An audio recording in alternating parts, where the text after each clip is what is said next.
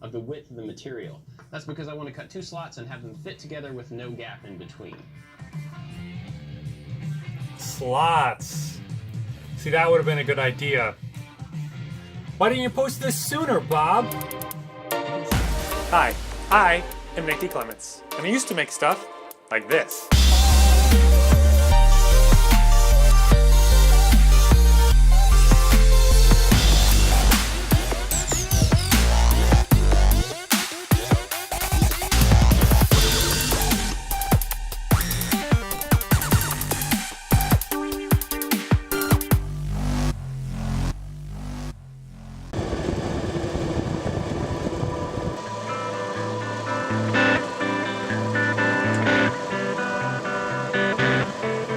To just get right into things, I started by cutting strips out of a nice piece of plywood.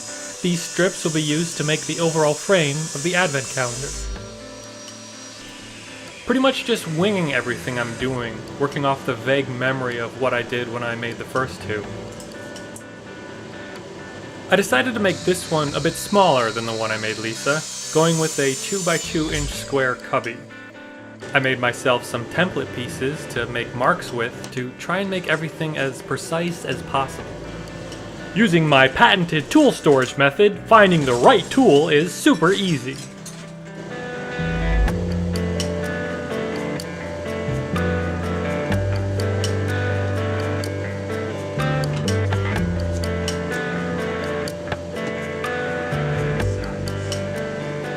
With the overall size determined, I cut out some more strips. These will be used to make the individual cubbies.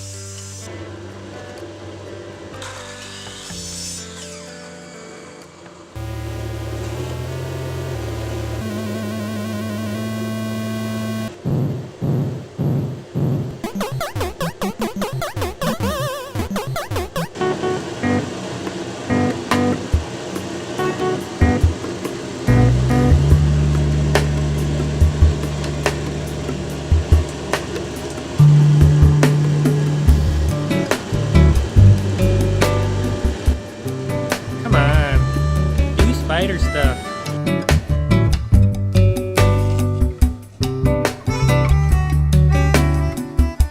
Getting the beads that I am going to be using as the ball joints for my doors. Finding the right size bit to drill out the cavity for the bead.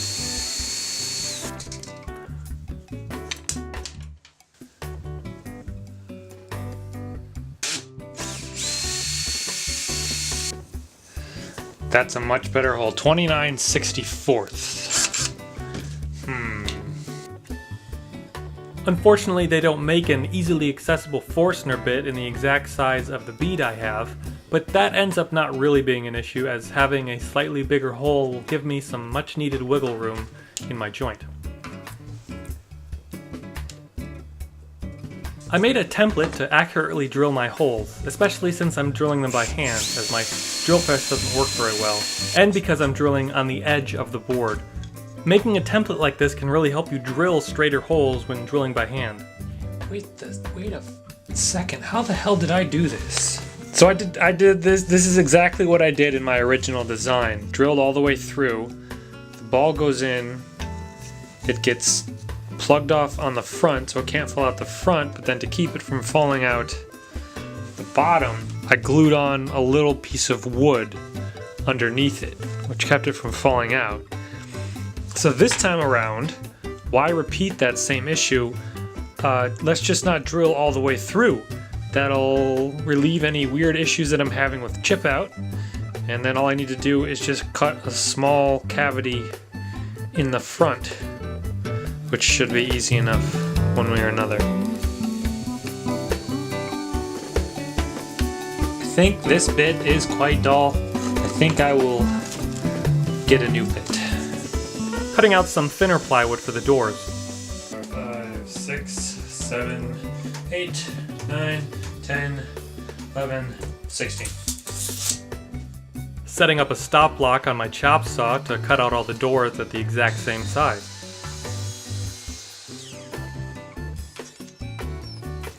Oh, I might have made a mistake. Crap. Oh, okay. Well, it's not a big mistake. I then decided to try and maintain the grain of the wood. This meant keeping track of the orientation of each door, from right now when I cut it off, all the way to the end when I assemble it. It's a subtle detail, but it will add a lot if I can pull it off. However, this means that I can't mix any of them up, rotate, turn them around, or make any real mistakes. Making another jig, this will eventually help me drill a hole in the middle of the edge of the 1/8 inch plywood. It's a complicated task, but this simple block of 2x4 will make easy work of it, cutting a slot the exact thickness of the plywood doors. With the new bit purchased, I was ready to finish drilling the holes.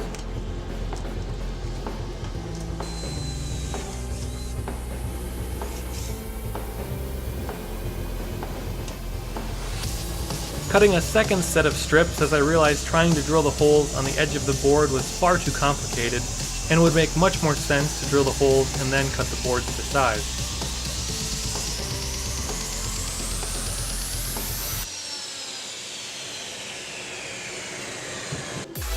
Cutting off the corner of my stop block to prevent a buildup of sawdust from forming, resulting in an inaccurate cut.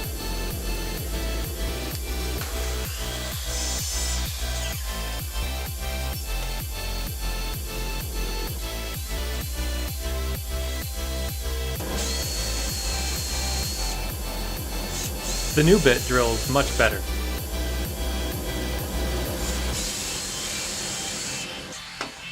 Performing a test cut of the slot into the hole where the dowel connecting the door and the bead will move in.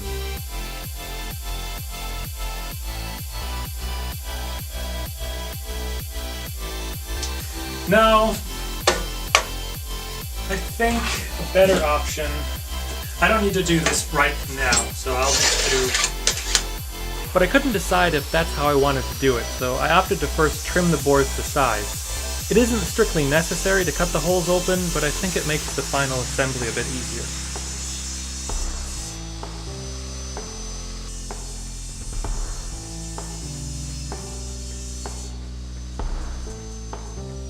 I eventually decided on just cutting the slots as planned. I wasn't thrilled with the results. I mean, it will never really be visible, but I would have preferred something that just looked better.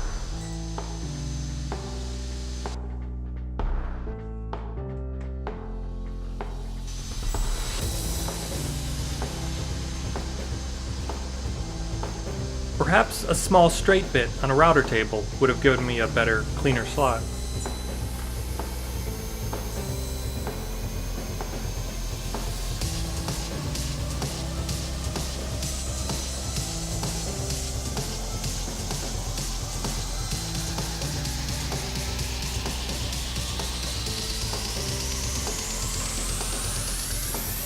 Cutting some veneer, thin strips of some nice hardwood oak, these will be used to cover all of the plywood edges.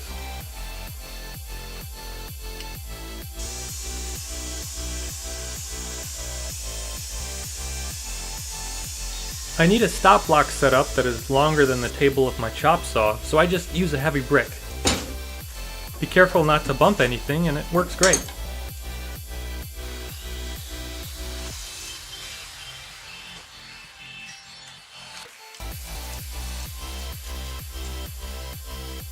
Ready to start assembly. My main glue will be CA glue, Rapid Fuse brand to be specific, sped along with some CP10 activator. Again, using template blocks to try and achieve some accuracy.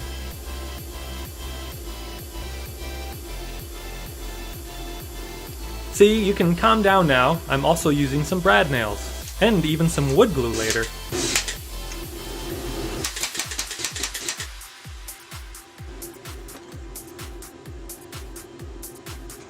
Moving on to the vertical walls, I will be cutting out and gluing in each individual wall.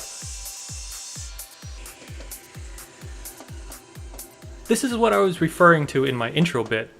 Doing slots like the separators in a box of mason jars might have been a better, possibly easier way to do all of this.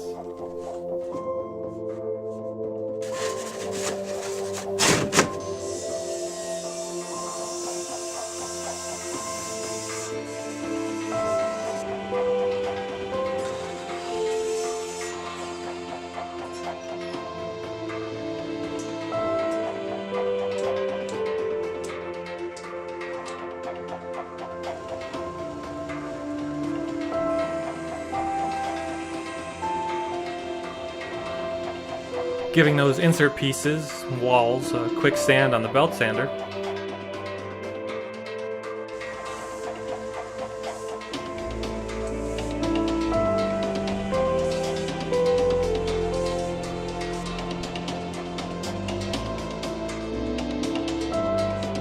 Making another jig to try and get them all placed in the same spot, as well as being square. It worked with mixed results. I superglued these in place as well as toenailed them in with brads. Again, the slots would have been a more elegant solution.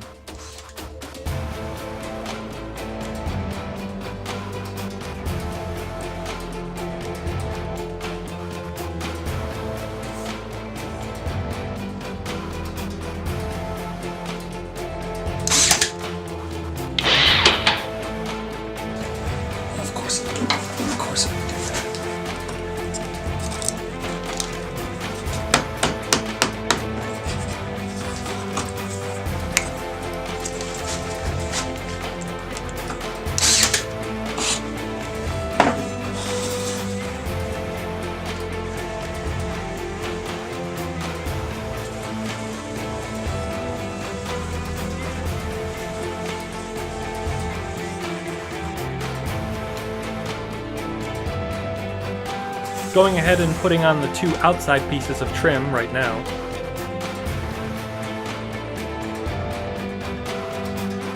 Moving back to the doors, in a perfect world all the doors and all the cubbies would be the exact same size. Well, that's not the case, so I sand down the doors for a better fit, again keeping track of the order of the doors and making sure I'm adjusting the right number door for the right number cubby.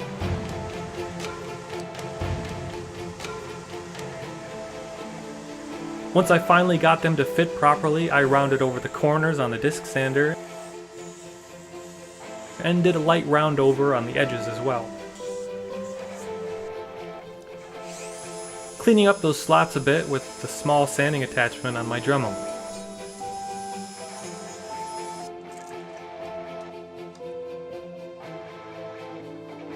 Looking for a way to connect the bead to the door, I have some skewers that are a really nice fit for the hole in the beads. Of course, skewers can be pretty inconsistent in quality and diameter, but it's not too much of an issue for this.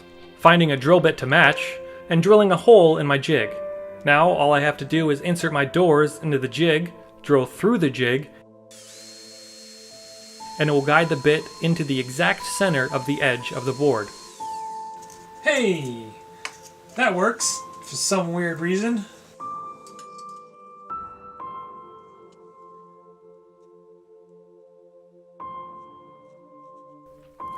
But to find the horizontal center, since I rounded the edges, drawing an X from corner to corner wasn't really going to work.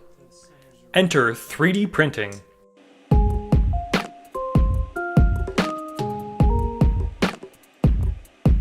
A few downloaded files from Thingiverse.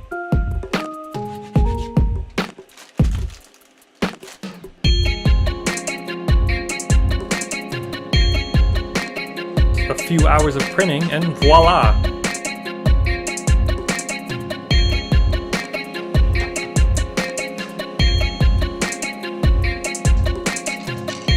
Center finders. These handy little things help you find the center of any board. You just find one that fits, rotate it until the 2 stops hit the edges, causing the center hole to be in the exact center of the board. Mark it with a pencil and that's it. Super easy and super useful. So now I just line up the mark on my jig to the center mark on the door and drill the hole that's perfectly centered horizontally and vertically.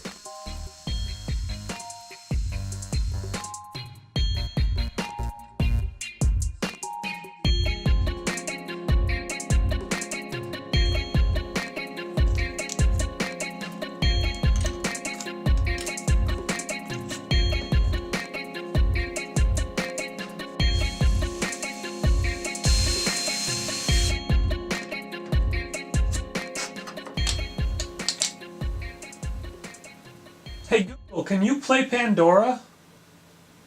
Alright, music on Pandora. Here you go.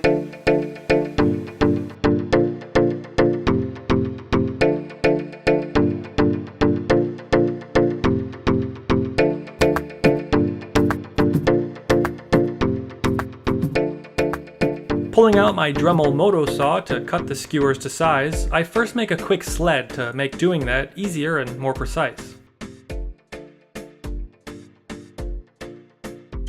Just gluing a few scraps together and gluing on some runners, a piece of parchment paper to prevent gluing the sled to the saw, and there, a nice little sled. All that's left to do is cut into it. Cut in.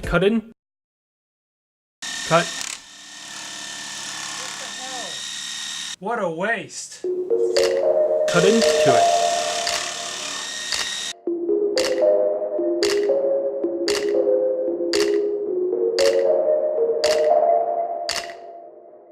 And now I can just set the skewer on the sled, push the sled into the saw, and it makes cutting things, especially small things like these, really easy and accurate.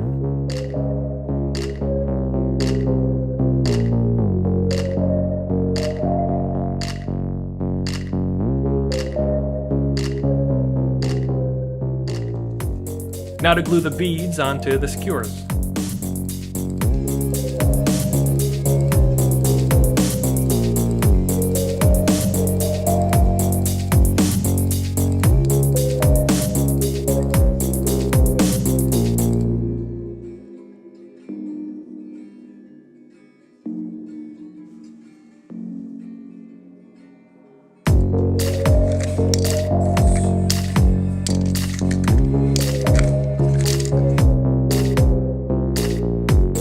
Moving back to the doors, the ball joint is going to be a bit proud, so I need to remove some wood from the bottom of the door so it doesn't hit the bead. To do this, I'm just going to sand a small semicircle on the bottom of the door with my drum sander.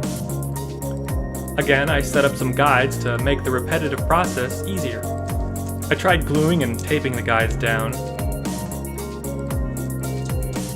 It's too oily. I cleaned it recently. But clamping did the trick.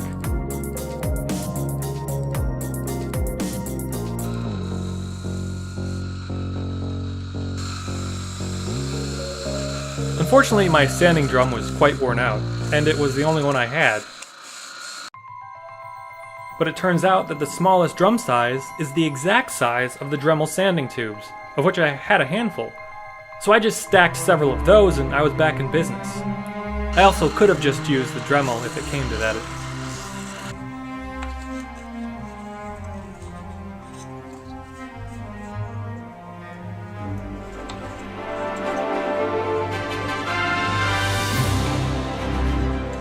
Doing some additional sizing on the doors, as well as the final sand. I'll be sanding off the numbers now, so I am renumbering them with some painter's tape. Also, this is very late, or early, so I brought the power tools in the house because they would be too loud to use in the shop.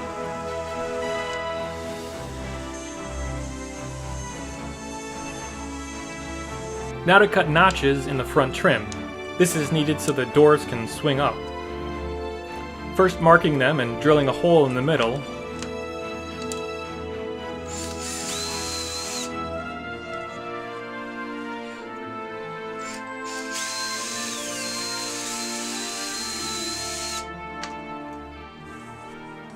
Then using the motor saw again, making 2 cuts on each side of the hole to turn it into a slot. Again, another way to have done this would have been a small straight bit on a router. Back to the doors, again, it's time to put the numbers on them. Previously I had done this with embossing. This time I decided to just do an image transfer. There are many ways to transfer images to wood. My favorite is using temporary tattoos. Now this might not be as pretty or have the same feel as embossing them, but it is easier and faster, but it also allows for full color, something I decided to take full advantage of. But first, the tattoos are a multi-step process. First you print out your design, mirrored, especially if you have text. And then you apply a clear adhesive sheet over it. And then cut everything out.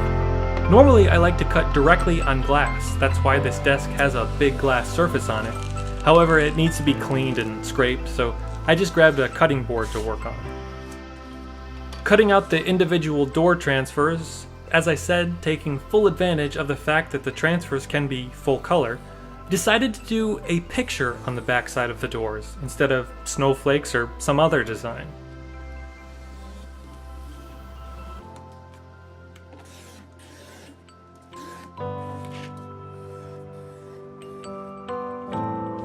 Getting the images reorganized, it'd be a shame if I put the wrong one on the wrong door or upside down or something.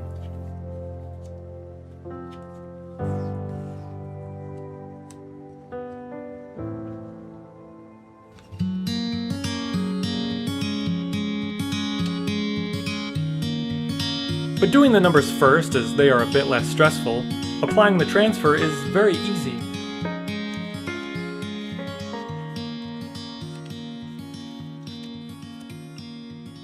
You just peel off the plastic, exposing the adhesive, place where you want it, and then get it wet.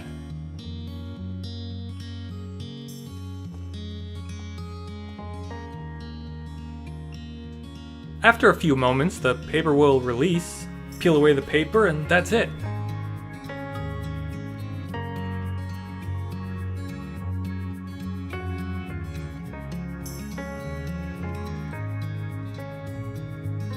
Stopping quickly to make sure that the handles on the door aren't going to obscure the numbers.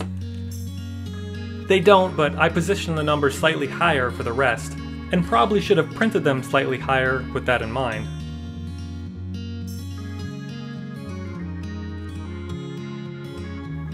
Moving on to the image transfers.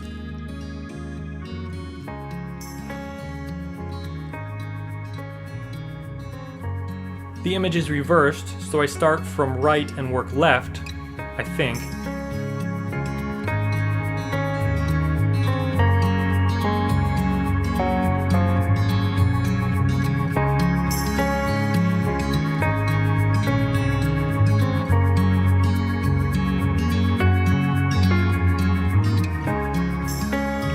A tense sigh of relief as I finish the last one. All the images transferred successfully, and on the correct door.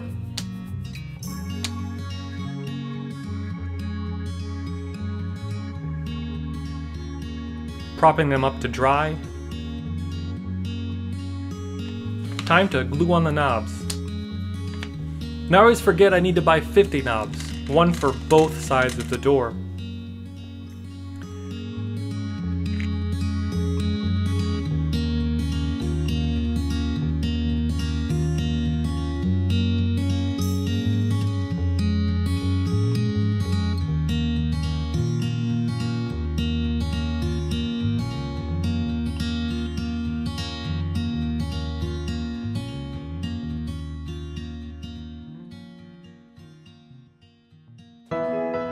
Hitting the doors with a coat of shellac to protect the transfer.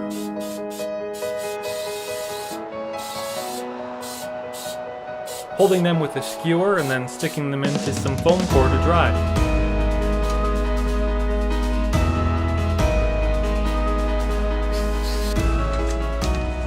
The name decoration for the top, I printed off my design and then transferred it onto wood with some carbon paper.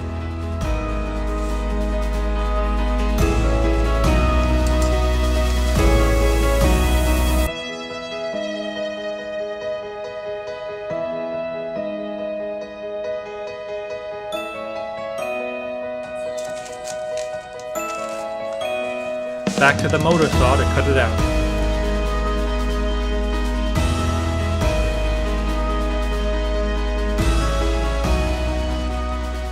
To get the inside cuts, I first drill some holes that I can then fit the saw blade through.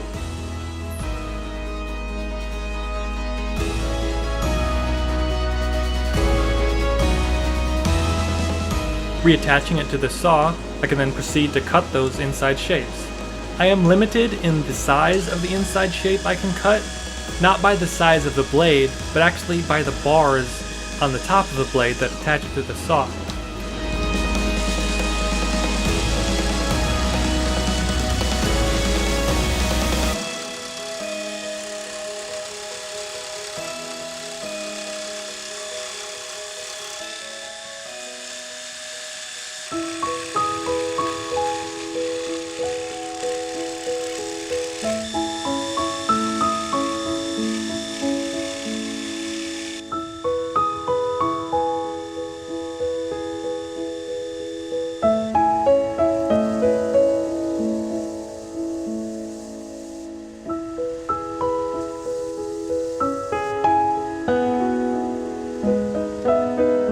So for the tiny hole in the A, I just dremelled it out a bit and then used a knife to carve the rest away.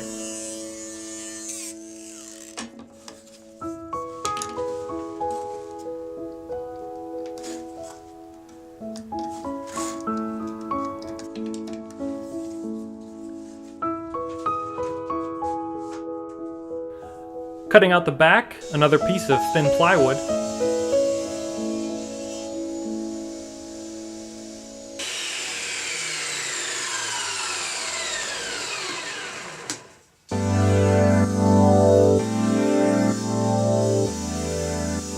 Now to make the sidebars. An ornamental piece I added to the previous box. I start by cutting 2 cube rods out of some hardwood oak. Now as my lathe is not ready for use, I decided to lathe them on the table saw, basically making several shallow cuts to give the bars some decorative lines and shapes.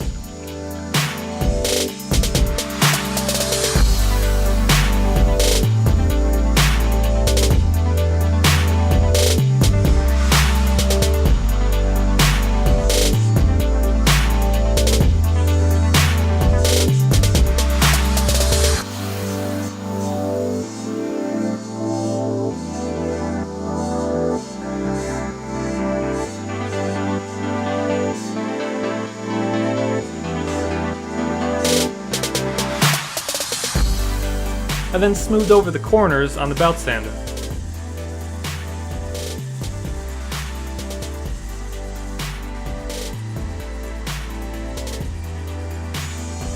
Cutting out 2 oversized boards for the top and bottom.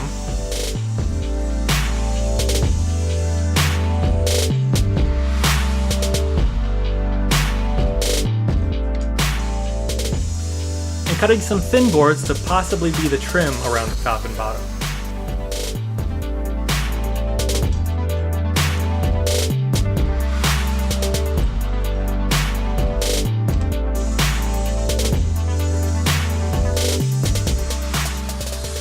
I experimented with a piece of decorative trim I had, but I didn't like the look.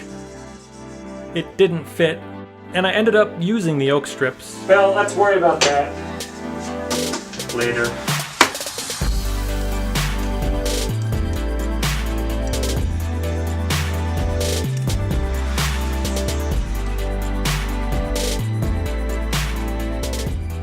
Focusing on the inside trim, I first tape down the horizontal bars so I can cut the vertical pieces to fit.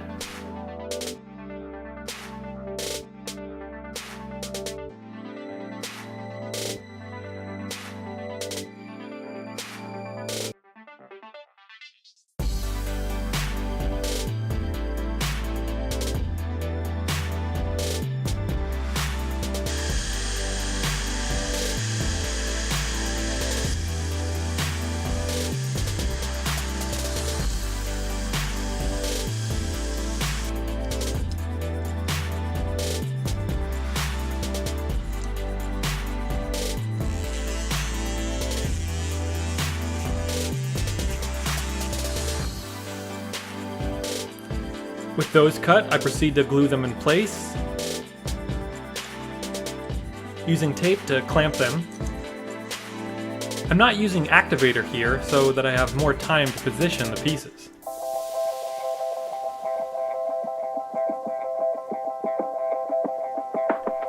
With the box flipped over, I decide to put on the back with actual wood glue.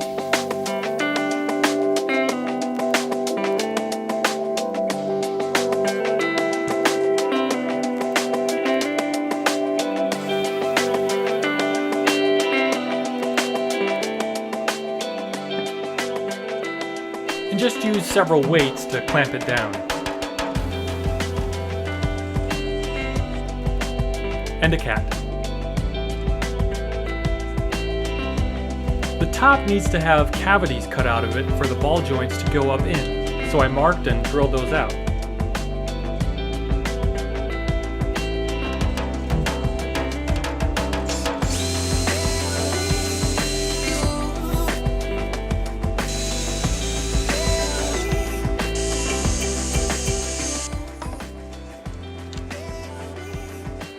doing a test fit, it was at this point that I remembered I need to have stoppers to prevent the door from being pushed back inside the cubby.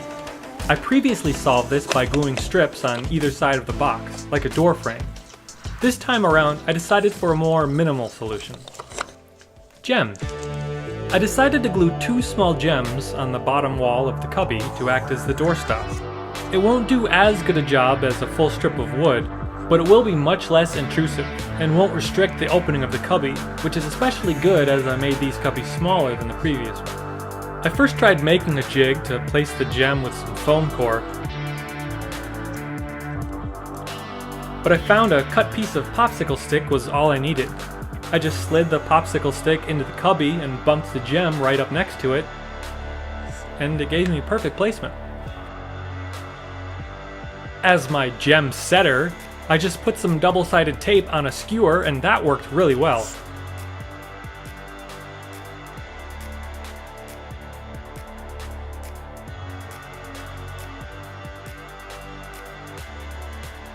I then used the end of a pencil to hold the gem while I peeled away the skewer. I got in a good rhythm and did that 50 times.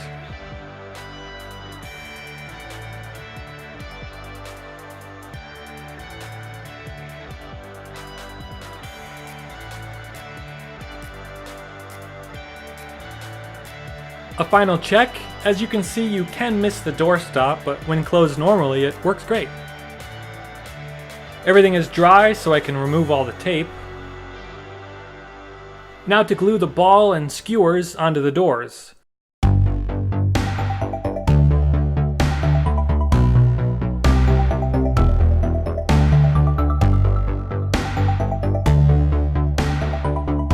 Which turns out I made too long, so I trimmed them down with some cutters.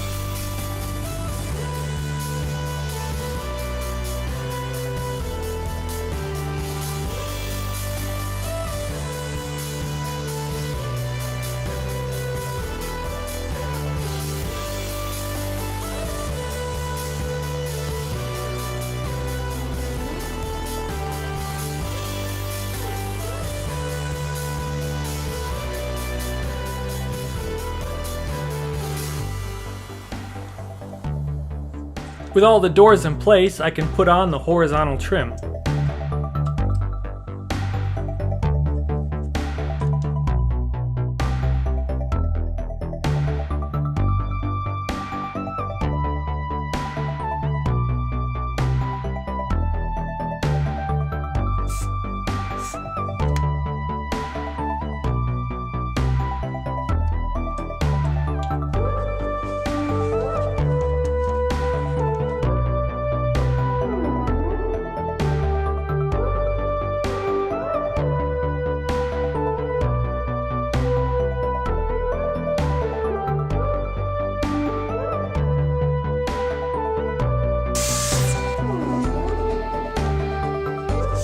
Gluing on the top, I put some dabs of super glue for an instant pop, and then drove in some brads. Same for the bottom.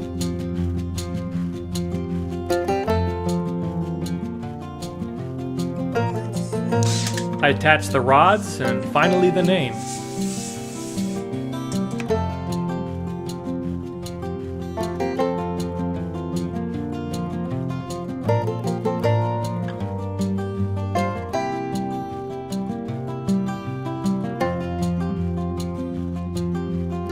It still needed the final pieces of trim, but I decided to go ahead and give it a coat of shellac now.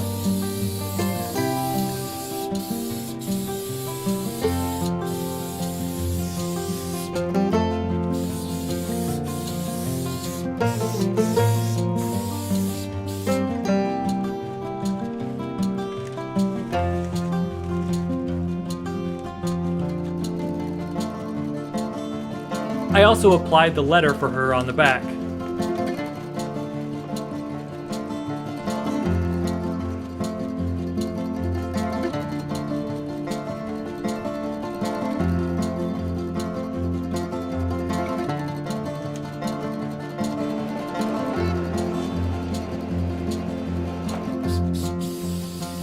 Unfortunately, I realized I should have shellacked it first, as the transfer prevented the shellac from reaching the wood, and you end up with a stark contrast of finished and unfinished wood beneath the tattoo. So a few mistakes to fix. As you may have noticed, I had door 23 and 24 mixed up, so I had to cut the doors off, re-drill the holes, and then reattach them.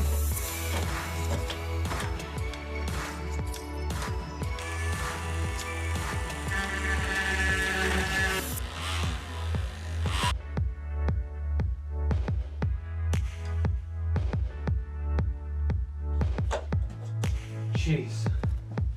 All that time spent just to fix stupid mistakes. Cutting out and gluing on the final pieces of trim, which again were just pieces of oak hardwood with shallow decorative cuts to match the posts.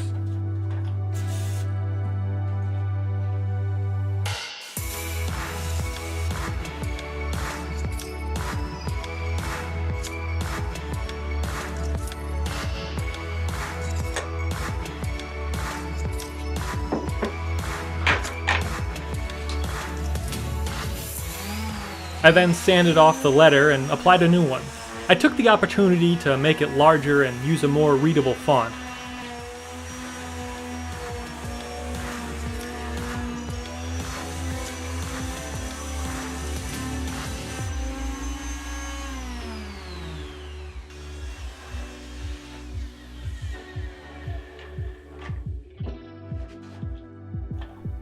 A final coat of shellac, and it was ready.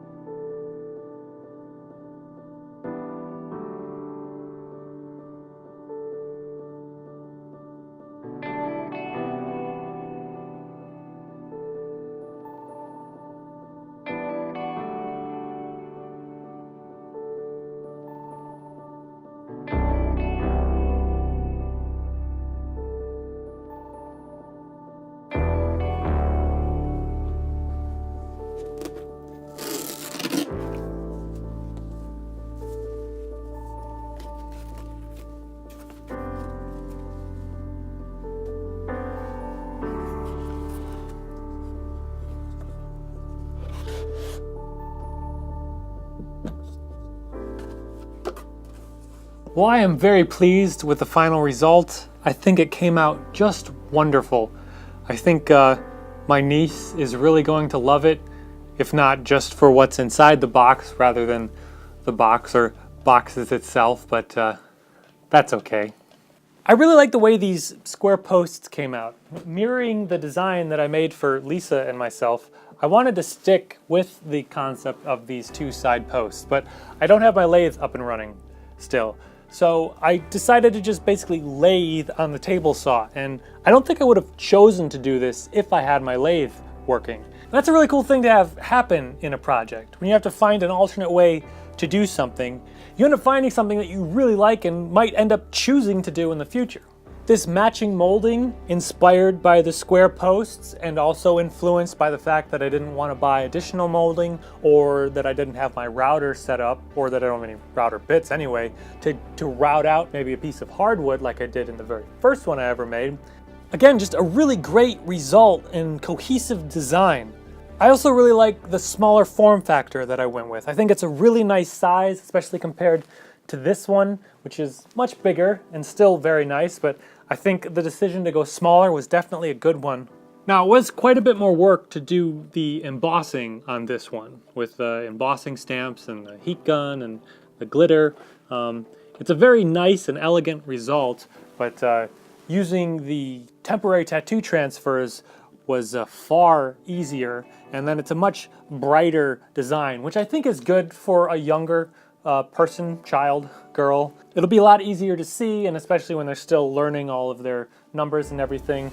I think the embossing was definitely the right choice for an adult, just something fancier and prettier. And I think they're both very beautiful. But I think the faster and more vibrant route for this was perfect. Plus, the choice to do an image was really cool, and something that I could take advantage of the fact that I could do full color prints on the wood with the tattoo transfer, instead of just doing the embossed snowflakes, which again was very elegant and pretty. I think just another really cool aspect of being able to do a full image. So you're actually kind of building a puzzle as you go, and by the end of the 25th day, you get the full scope of the picture.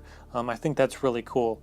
And I wanted something very vintage. I wanted to feel like this was already a part of her life from, you know, the beginning of time. Just so like a very nice, warm, vintage image. And I think the one I found really, really fit. And the fact that I couldn't find an ultra high resolution one, I think works as well, that it's kind of a soft image. You can kind of see the details and your imagination can fill in the rest, right? No, I really do think that. I think that everything that happened in the creation of this really led it to become the best piece that it itself could be.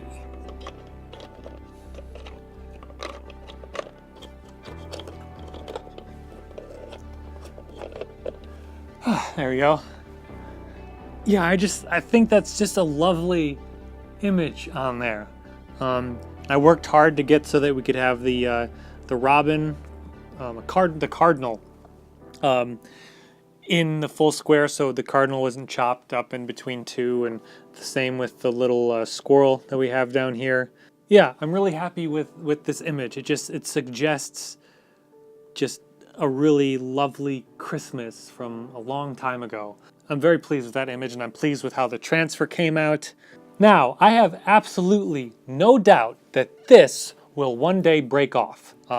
It's a very, very thin piece of wood. The names on ours have broken off, so it's gonna break off, but that's what super glue is for. It was put on with super glue, it can be put back on with super glue. I think that the form is much more important than the function as far as, you know, this decoration is concerned. So I'm not worried about it breaking off. I'm certain that it will break off, and I'm certain that it can be put back on if it does break off. If it's okay to make something that is very delicate like this. Of course, sat on a table or a countertop or a ledge. I'd also put some hardware on the back. I didn't do a string, but of course you could put picture wire here, or you can just put your screws here and hang it on the screws. I already put some foam padding just to help protect the wall. And of course I did the transfer on the back with just a letter to my niece that she can read and just understand what this is in the future. And I think that came out really good. So I made a lot of the same mistakes and ran into a lot of the same problems that I had when I made the first one. I really didn't study the first one that much when I had to start making this one. I don't know, it was an interesting choice. Again, I think it led to a lot of new discoveries, and I think that was the right way to go. So again, I am just very, very pleased with the final result. I think it is just wonderful, and I really hope my niece will like it too. I hope it's something that she looks forward to getting out every Christmas. I think it's just something that can be really special. I know Countdown was always really special for me, and again, my wife and I love doing it for each other every year, and making that box had just as much meaning behind it. So wonderful is just the word that I think really describes it. And you can let me know if you agree. So my sincere thank you for watching. Once again, I am Nicky Clements. If you're wondering, Nick is short for Nicholas, and the D stands for Demetri. Anyway, I'm off to make something else.